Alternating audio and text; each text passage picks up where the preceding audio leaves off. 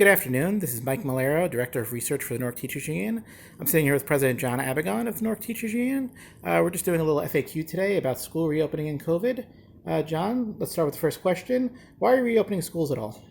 All right, this is not the time for me to be improvising answers to some very serious questions. So yes, I'll be reading from a script.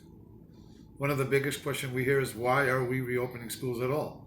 We've been monitoring schools reopening in Europe, Asia, and Quebec, Canada. Why repeat their mistakes? We're educators. We should be educating ourselves during this time. It is important to go into this conversation by making it very clear that no one is taking this lightly. We're not going to let a single student or staff member be put in a position where they are exposed to unnecessary risk. There's no perfect solution out there, but we need to be in the best position to educate and protect our students and protect our staff. The NTU was actively involved in the district reopening task force. AFT President Donna Chiara was on the statewide reopening committee. Newark will continue expanding staff and student access to distance learning. For those students and staff in school buildings and central offices, strict social distancing and sanitizing procedures will be in place. Only staff and students will be allowed in the building, and a strong screening process, which includes temperature and symptom checks and ensuring everyone has a mask, will be put in place to ensure no one enters the building who may have any symptoms. Over the next few weeks, we will continue working with our members and the district to ensure everyone's reasonable concerns are addressed. We are guided by science and common sense. When back at school, your comfort zone will dictate, along with these guidelines, what to do. Wear a mask and stay in your lane. John, if a student I'm in contact with tests positive, will I need a quarantine? If so, will I lose sick days? If a quarantine is required via state guidelines, it's important to remember that quarantine is a protected leave in our contract with pay, and no sick or personal days are charged against the staff. How will immune-compromised teachers or students be affected? Under the state guidelines, districts were encouraged to be accommodating to staff in these situations. In all discussions with the Newark Public Schools, staff with illness, staff are taking care of those with illness, and staff with childcare issues are being looked at as special cases. They will have their own sets of rules and guidelines. The district's pilot program will be key in getting these guidelines right. Will we be required to use sick days if we test positive? In general, even when dealing with an FMLA situation, if a staff member is home for illness, they will be using their sick days to continue to be paid. If the staff member is under quarantine, they would not have to use their sick days. What if a staff member's child needs to be quarantined? Unless the staff member themselves is under quarantine, then they typically will have to use their own sick days. They really should take an FMLA in that situation if it lasts longer than 4 days. Will state and district attendance guidelines be changed so students' families aren't compelled to come to school sick? This has already been put in place by the governor's executive orders to allow flexibility, and one of the elements of the Newark Board of Ed's reopening plan is to review attendance policies to ensure students and staff don't feel forced to come to school when they are sick, especially when it comes to COVID-19. Will teachers and students need to sign a waiver to come to school? We have not heard of any plans to have that in Newark. Staff entering 765 Broad Street the other day when we went to their reopening, July 1st, they were not required to sign any waiver. What happens with schools with no air conditioning, no windows, etc.? That's an important issue and actually resulted in reconsidering some certain sites for the summer pilot program. The facilities office at Newark Public Schools is taking that issue very seriously and will be conducting surveys and walkthroughs to figure out which locations and rooms would be the most problematic when it comes to these conditions.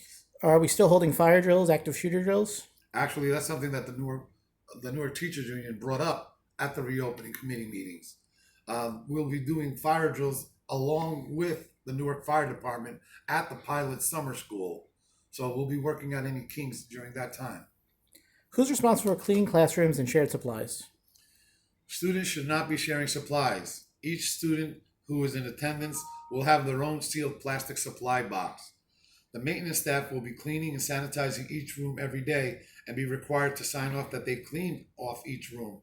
That said, we also encourage staff to clean their desks, etc. each day. We also think it is important that the students take responsibility for cleaning their own spaces. Everyone needs to be actively ensured the safety of themselves, the school staff, and their classmates. If staff have children in other districts following different models, how will that be handled? It's all about the children, right? That includes our children. We've already spoken with the Essex County superintendent of schools to see if we can find a way to have superintendents from other districts work with ours to make sure that a teacher's on a certain schedule, that their children in their home district be on the same schedule. However, the superintendent has already identified that group as requiring flexibility and unique rules.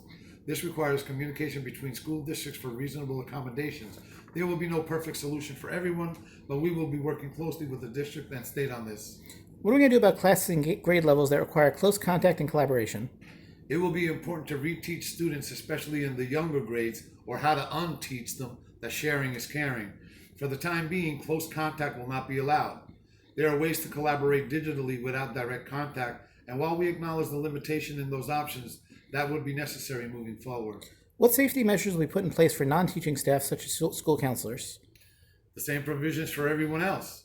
Screenings at the door, social distancing, masks on staff and students. When office space doesn't allow for social distancing, then online contact will have to occur. I mean, these are things that child study teams are going to have to work out as they go along. Obviously, if there's no one in your office at any given moment, you can take off your mask. Depending on the size of your office, you may want to have your meetings or a brief discussion with a parent in a corridor or in front of the building. We'll work things out. How will you address the mental health needs of our students in a safe and effective manner? The social, mental, and emotional health of students and staff are key components of the district's plans and ours. Additional resources and staffing will be put in place to ensure these services can be done in an effective and safe manner. Why are students being given the option not to wear masks? The state guidelines are intended to give districts as much flexibility to districts as possible. Newark has already said that masks will be required as part of the screening process before students are allowed to enter the building. But you know what? We're teachers. We know that there's a huge difference between a 4-year-old and a high school kid. It's a lot easier for the high school kid to stay in their own lane, uses common sense when wearing a mask. But a 4-year-old, that's going to be trickier. But once you're in your classroom and everyone is settled at their desks, if there's at least 6 feet separation between your desk and that front row, and they want to bring down their mask for a little while, that's fine. No one's going to have a heart attack over that. Most of the scientists are all agreeing that the younger the child, the less likely that they have it or that they're spreading it. Will students and staff be provided with personal protection equipment? For the most part, students and staff will need to have their own masks, etc., before being allowed to enter the building. Students who do not have masks will not be allowed into the building and will have to participate in remote learning, which we've all become experts in. Will we be provided with necessary cleaning products? Theoretically, yes. And it would be vital that we monitor this closely to ensure that cleaning products are being made available consistently. In the past, this has been an issue, and this is not something that can be allowed to continue in this environment, nor will we allow it to continue. What happens when a teacher needs to use crisis prevention intervention with a student? Crisis prevention is by definition a crisis. Typically, the law requires a staff member to intervene when a student puts himself or others in danger. We need more specific guidance about these kinds of specialized situations from the state, district, and the Office of Special Ed, working together with security. I know that this is a crazy time to ask you to relax, but I want to thank you for watching this. Try to stay safe, wear a mask, and stay in your lane.